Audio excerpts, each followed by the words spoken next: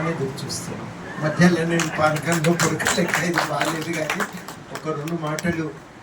Sir పొద్దున్న లేస్తే రెక్కలు కష్టం చేసే జీవులు వీళ్ళందరికీ కూడా మీ మీద కొంత ఆశ ఉన్నది. ఆశ అనేది అందరికీ ఒక విశ్వాసం అవసరం కూడా. సార్ ఒక 10 లక్షల మంది కార్మికులు ఉన్నారు.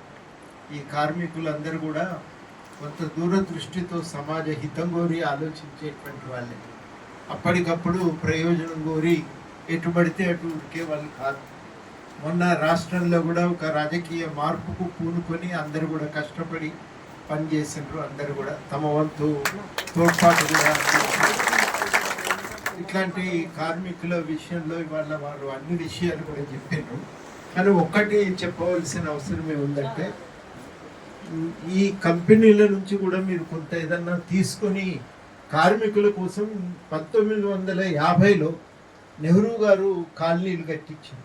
మన దగ్గర కూడా ఉన్నాయి, ఇప్పటికి కూడా అక్కడక్కడ. ఆ కాలనీలు ఏంటంటే కార్మికులు ప్రతి నెల కిరాయి కడతారు. ఆ కిరాయి పైసలు వాళ్ళకు ఇన్స్టాల్మెంట్ల కింద జమ చేసుకొని వాళ్ళకు ఇల్లు కట్టించి ఇచ్చారు. అట్లాంటి ఒక సిస్టమ్ తీసుకొచ్చి మన దగ్గర కూడా గవర్నమెంట్ కొంత సబ్సిడీ ఇచ్చి, మిగతా ఏంటంటే వాళ్ళని ఇన్స్టాల్మెంట్ వారీగా వాళ్ళు ప్రతి నెల కొంత కడతారు. 20 ఏళ్ళకో 30 ఏళ్ళకో వాళ్ళ బేబాకి అయిపోయి ఇల్లు వాళ్ళ సొంతం అయిపోతుంది.